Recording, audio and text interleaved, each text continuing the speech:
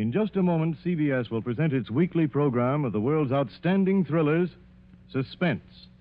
Before we begin, the producer feels it incumbent upon him to reply herewith to the many inquiries concerning the solution of last week's story of the woman on the telephone called Sorry, Wrong Number. Due to a momentary confusion in the studio, an important line cue was delivered at the wrong time, and some of our listeners were uncertain as to the outcome of the story. For them, be it known that the woman, so remarkably played by Miss Agnes Moorehead, was murdered by a man whom her husband had hired to do the job. We should also like to announce that in response to many hundreds of requests, this suspense play will be repeated within a few weeks. And now, this is the Man in Black, here again to introduce our performance tonight of Suspense.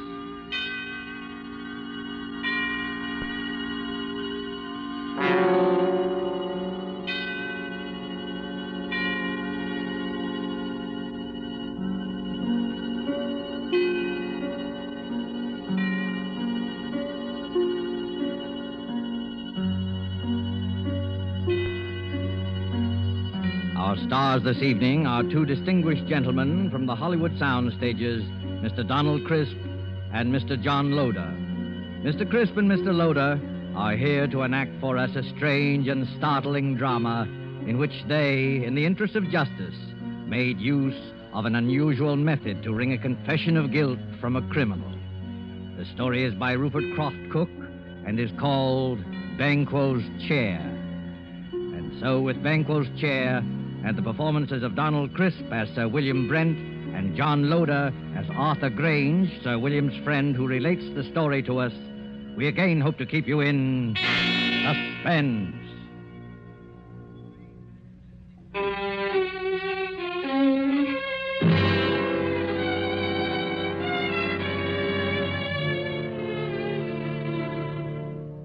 I would like you to look at this photograph.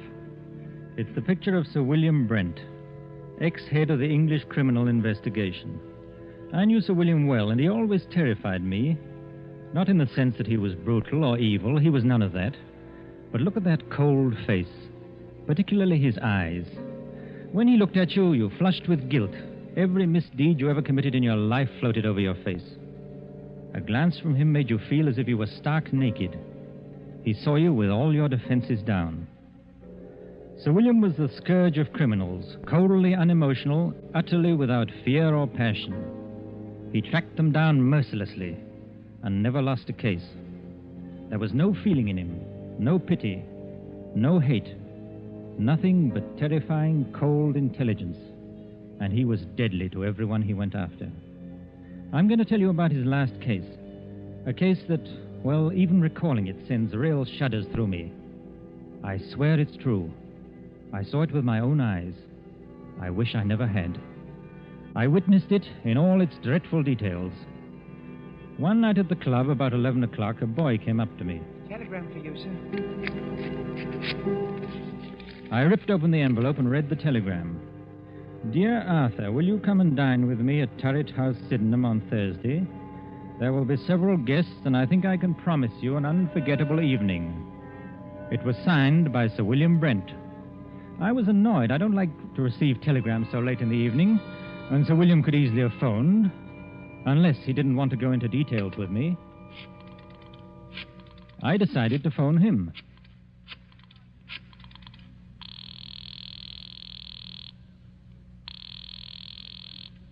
Hello? Hello? This is Arthur Grange calling. Yes, I know. Did you receive my telegram? Yes, Sir William. What's all the mystery about? Well, I'll tell you about it on Thursday. Are you coming? Yes, I'll be there. Very good. I particularly want you to be there. You sound so mysterious, I'm thinking of coming armed or bringing several bodyguards. No, it won't be necessary to bring any bodyguards. But you'd better come armed. Well armed. Yes, bring a revolver. Good night.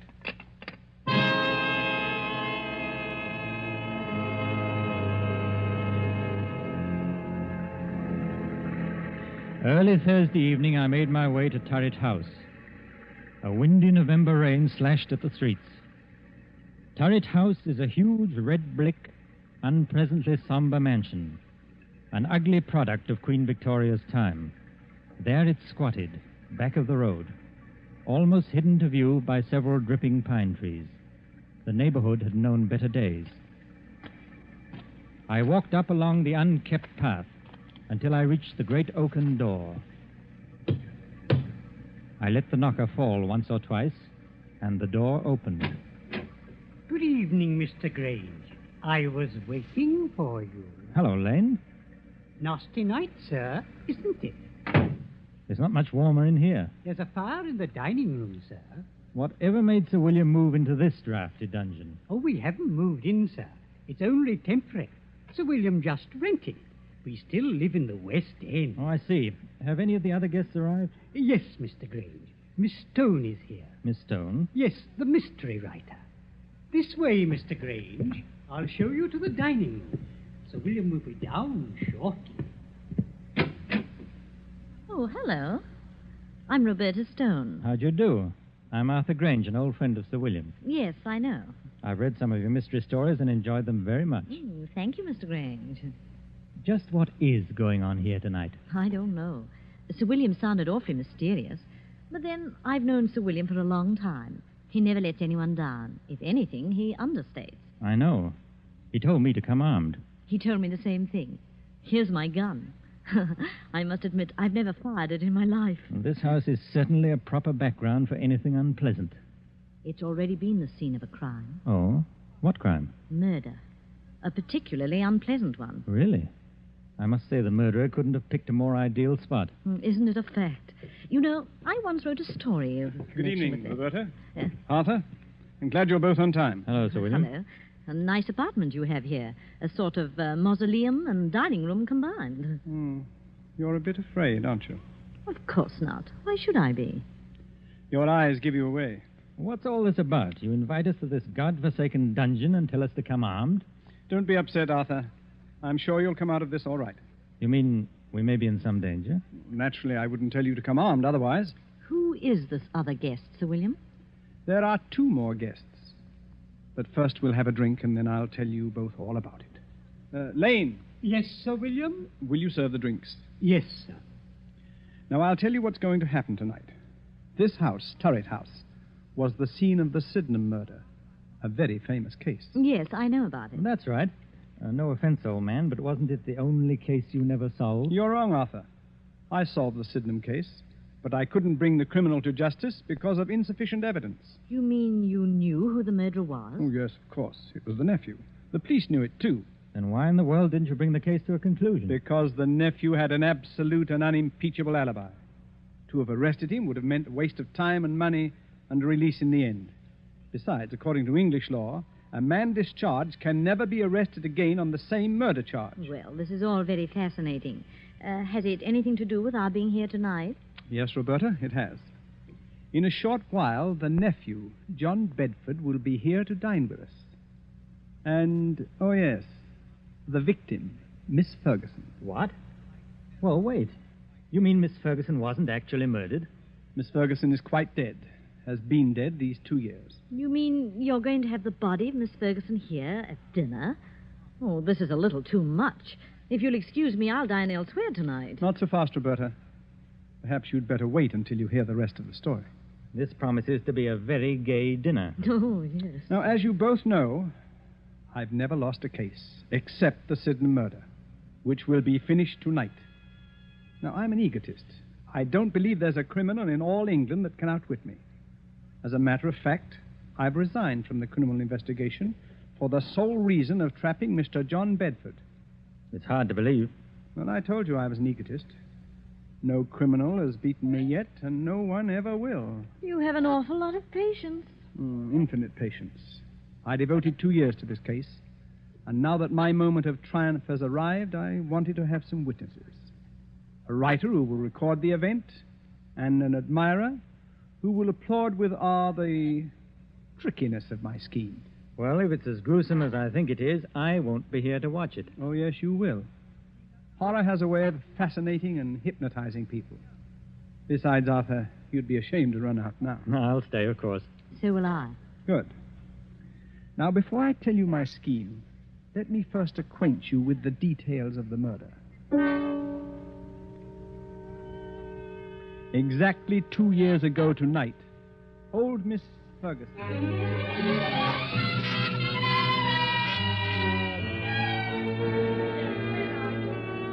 Where is that foolish maid? Yes, Miss Ferguson.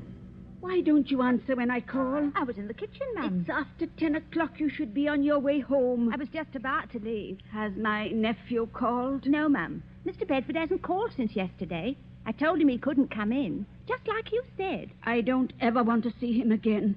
He's no good. He's an evil man who will come to an evil end. You're never to let him in here, Hilda. He won't ever come in this house if I can help it. No, ma'am. Now you'd better run along and make sure all the doors are bolted. Yes, ma'am. Good night, Miss Ferguson. Good night, Hilda. A pity about that nephew of mine. I'll change my will. Won't leave him a penny, I won't. In the morning, I'll change the will. That's... Who's there? Who is it?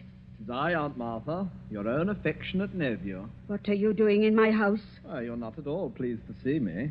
Your only living relative, too. I'd like you to leave at once or call the police, I've called. I'd rather not, Auntie.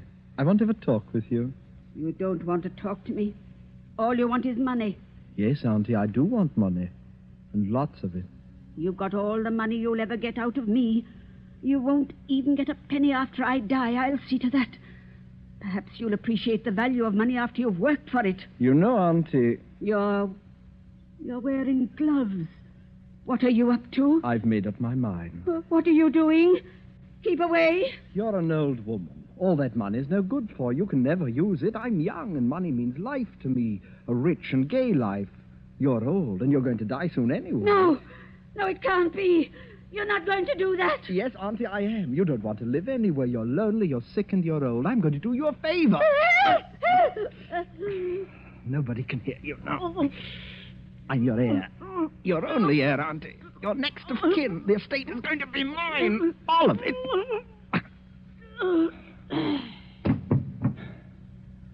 Now, don't you worry, Auntie. We'll have a fine funeral for you.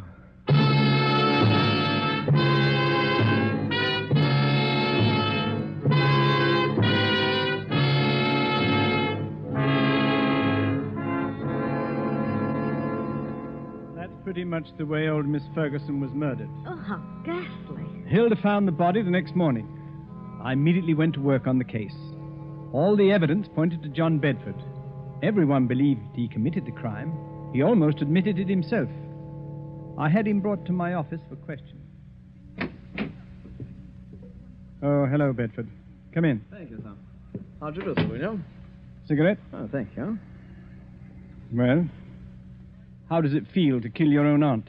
May I have a light, please? Yes, of course. Thank you. I wouldn't know, Sir William. You see, I never killed anyone. Have you? I have, Mr. Bedford. And I've sent quite a few to the gallows. Yes, so I understand. What was your relationship to Miss Ferguson? She was my aunt. Don't be flippant. Flippancy only proves your guilt. Well, to tell you the truth, sir, my aunt didn't like me. She thought I was a spendthrift and a useless parasite, and she was quite right. Would you mind telling me where you were the night your aunt was murdered? Oh, not at all. In jail. I had drunk a little too much and gotten into a bit of a tiff with someone, that's all. Have you ever been arrested for drunkenness before? Never, Sir William. This was my first offense. It's quite an alibi. Quite a fact. It would hardly be possible for me to be in jail and kill my aunt at the same time, you know. Unless, of course, my aunt came into my cell and allowed me to murder her, after which she walked back to Turret House as a ghost, dragging her body behind her. According to my reports, Mr. Bedford, you drink very little. No one who knows you has ever seen you drunk before. You probably got drunk in joyful anticipation of murdering your aunt. As a thoroughgoing criminal investigator, don't you think you ought to check my story? I already have. You've done a very skillful job. Too bad you couldn't use your talents for something constructive. Well, why don't you arrest me, Sir William? No, Mr. Bedford. I have time. Plenty of time. Well, you'd better work fast. By the time you get around to me, I'll have spent all of my aunt's beautiful money. It's not the money we're after. It's you. Your beautiful life.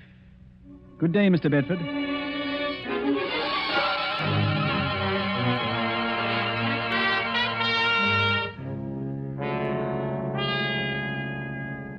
That's how matters stood. I refuse to let any of my men arrest him. But how in the world could he have murdered his aunt while he was in jail? Perhaps he bribed the prison guard to let him out for an hour. Yes, Roberta, I believe he did. Unfortunately, the guard died of pneumonia soon afterwards, which left us no further source of evidence. As far as I can see at the moment, Sir William, you haven't a leg to stand on. You're quite right, Arthur, I haven't. Except that every man, particularly a criminal, has an Achilles heel. I discovered John Bedford's weakness. What is it? He's superstitious. And it annoyed me tremendously that John Bedford was my first failure. Here was a clever, calloused criminal who laughed at me. No one had ever done that before. Bedford knew I could do him no harm, and he made the most of it. Carefully and patiently, I thought it over. I looked upon Bedford as you would look on a Chinese puzzle. There is no such thing as an impregnable defense. A few months later, I went to visit Bedford.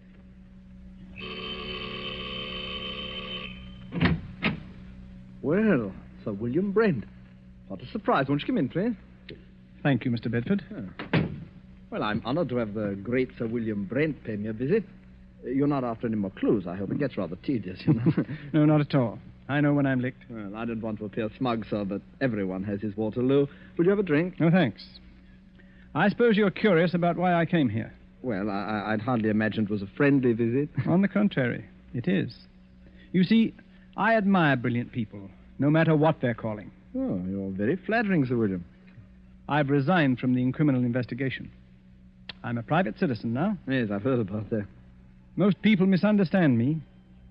It wasn't my love for justice that made me pursue my profession with such tenacity and... Success?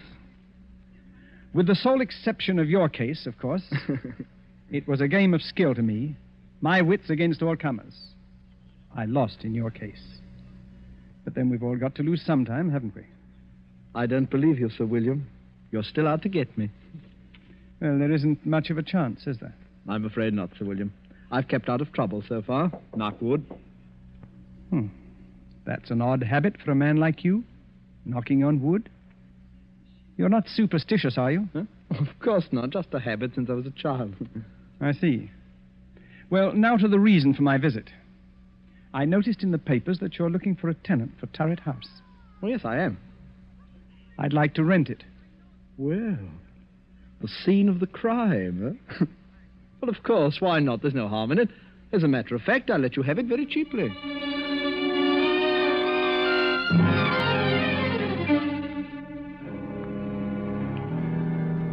And that's how I rented this house. The house where the murder was committed. Well, what's your plan? It had better be a good one. Mr. Bedford sounds like a hard customer. Yes, it's a strange plan, but an effective one. I saw Bedford frequently. Our acquaintance blossomed into a kind of friendship, an armed friendship, of course. He knew I was out to get him, and I wanted him to know that.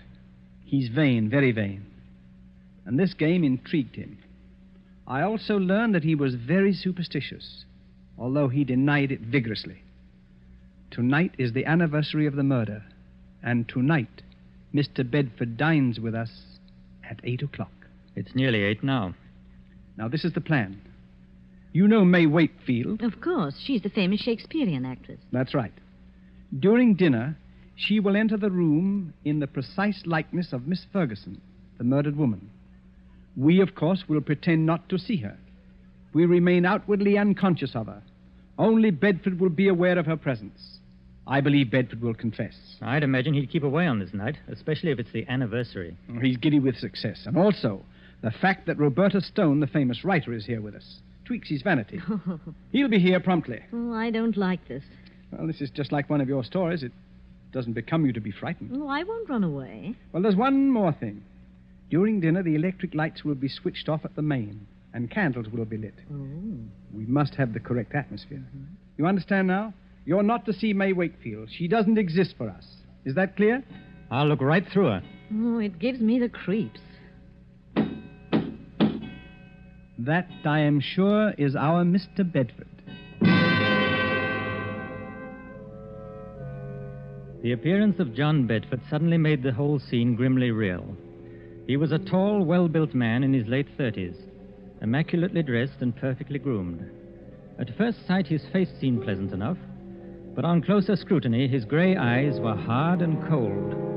He looked us over, all of us, with arrogance and superiority. I heartily wished I was elsewhere. This was one scene I had no desire to witness. After the introductions were over, we sat down to dinner. Is it still nasty outside, Mr. Bedford? Yes, and getting worse. Looks like we're in for a few days of this. Too bad. I was going to do some riding tomorrow. The soup is excellent. Yes, your cook should be congratulated, son. The soup's a masterpiece. Poor Alice. She's been my cook for 20 years. But she's given me notice, absolutely refuses to stay here. Says this house is haunted. So? Roberta, this might make an interesting story for you. Yes, Sir William. You should speak to her. Alice swears that she has seen the figure of an elderly lady with finger marks on her throat walking about this house. Oh, come now, Sir William. This is too good. Such an obvious attempt to frighten me. Sir William is convinced that I murdered my aunt. Please, Sir William, a little more subtlety. Surely I deserve it. Perhaps the cook did see the figure. As you very well know, Mr. Bedford, I don't believe in ghosts, and I'm sure my cook never saw this elderly figure. It's all in her mind. Well, I'm afraid your little attempt didn't work, sir, but I must admire your graceful admittance of its failure. Yes, I suppose I'd better give up, shouldn't I? Oh, no, never give up. If at first you don't succeed, you know. Do you live very far from here, Mr. Bedford? Thank you, Miss Stone, but there's no need to change the topic.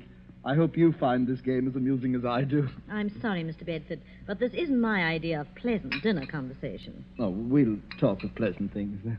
I saw a very exciting play last night. Excuse me a moment. It's really fearfully hot in here. Do you mind if we get a little air, please? Oh, I'm sorry. It is rather warm. Lane, open one of the windows, please. Yes, sir. Awful weather, isn't it? Yes. I don't know how we're going to get home, really. It's a bad month of the year. I'd intended to go to the Riviera for... What's the matter? Honest. Lane, what on earth is wrong with the lights? I don't know, sir. Well, don't stand there. Light the candles. We can't sit here in the darkness. And get the chauffeur. He knows something about electric lights. I'll call the chauffeur right away, sir. I'm terribly sorry about this. We've had trouble with the wiring before. The chauffeur will have it fixed in a few moments. Now, let's get on with our dinner. If this is one of your tricks, Sir William, Oh, have some more wine, Mr. Bedford. It was a tense and terrible moment. I looked at Roberta. She was pale and frightened. Bedford, for all his poise, was uneasy. He didn't know whether Sir William was planning anything or whether this was really an accident. My heart was pounding away, and my palms were moist with perspiration. Only Sir William appeared cool. There was not a trace of emotion in his face. Oh, Mr. Bedford, you were saying about visiting the Riviera. Yeah? It's quite a change from England at this time of year. Well, I suppose I'll make the trip next month when I... What's the matter, Mr. Bedford?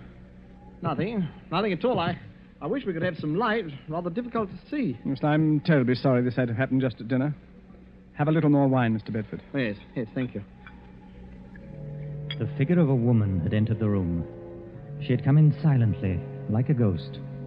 We all saw her, but not one of us moved or made a sign of recognition. In the dim candlelight, she looked ghostly and unreal. Bedford looked at all of us to see if we also had seen the figure, but we ate our dinner grimly. He looked again, then shook his head and gulped more wine. Don't any of you see anything? See what, Mr. Bedford? This is another one of your tricks. Can't any of you see her? What's got into you, Bedford? It's my aunt. My aunt. Perhaps you've had too much to drink. Huh? Your aunt's dead, Mr. Bedford. You're not seeing ghosts, I hope. Perhaps I drank too much. Yes, of course. She's coming toward me. Now, calm yourself. I've never seen you like this. What? There's no one else here. Do you see anyone, Roberta? No, Sir William. I don't either. I'm leaving. I can't make you out, Bedford. You don't seem to be drunk. You're not wearing your gloves today, John. She's real. Can't any of you see her? Can't you hear her? What's come over you, Bedford? I'm leaving here. She's at the door. She won't let me out now. I'm an old woman. Money is no good for me. I'm lonely, John. I'm lonely. Let me fly on mouth out of my way. There's no one in your way, Bedford. Come, sit down. Get away from that door. I'll murder you again. You hear me, Aunt Mother? I'll murder you again, you old witch. I'll murder you again. All right, switch on the lights. Now, Officer Graham. Come along. What? Arrest him. You've heard the confession. Put the handcuffs on him. I've got him, sir. Heavens. Oh, I have never seen anything so horrible. Well, Bedford, it seems that I've finally caught up with you. I'll kill her again. I'll kill her again. That wasn't your aunt. It was May Wakefield, the actress. I'll kill her again. I'll kill her again. Take him away, Graham. He's in a state of shock. Well, shall we continue with our dinner? I hope you're fully satisfied, Sir William. Quite. It's been a long job, but it has ended as I knew it would. I'm most grateful to you both for your help. I thought it was a pretty grim affair. Oh, your methods repel me. But I suppose you know your job. May Wakefield certainly knew hers. That was the finest piece of acting I've ever seen. Her makeup was incredibly good. We must congratulate her.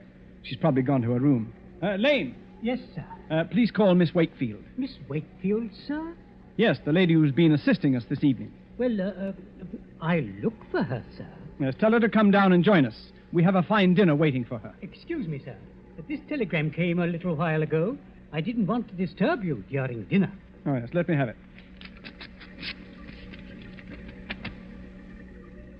Good heavens. Sir William, what's wrong? I'll read it to you. Severe influenza makes it impossible for me to leave my bed tonight. Will tomorrow night do? Signed, May Wakefield. Lord help us. If it wasn't May Wakefield, then who was that figure here tonight? There was no answer. I looked at Sir William, staring at the telegram. His face was grey and stony. On his left temple, a crooked blue vein stood out. It twitched once or twice, and then was motionless. He looked as though he'd seen a ghost.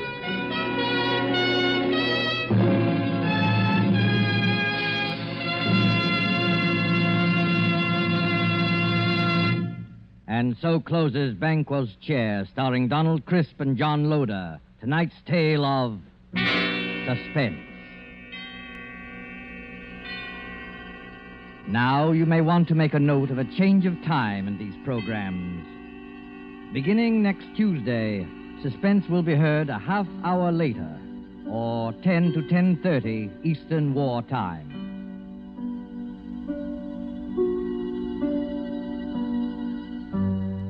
This is your narrator, the Man in Black, who conveys to you Columbia's invitation to spend this half hour in suspense with us at our new time next Tuesday, when Vincent Price, Ona Munson, and Osa Masson will star in the suspense play 5 Canaries in the Room. The producer of these broadcasts is William Spear, with Ted Bliss, the director, Lud Gluskin, and Lucien Marowik, conductor and composer, and Sigmund Miller, the radio author, collaborated on tonight's Suspense.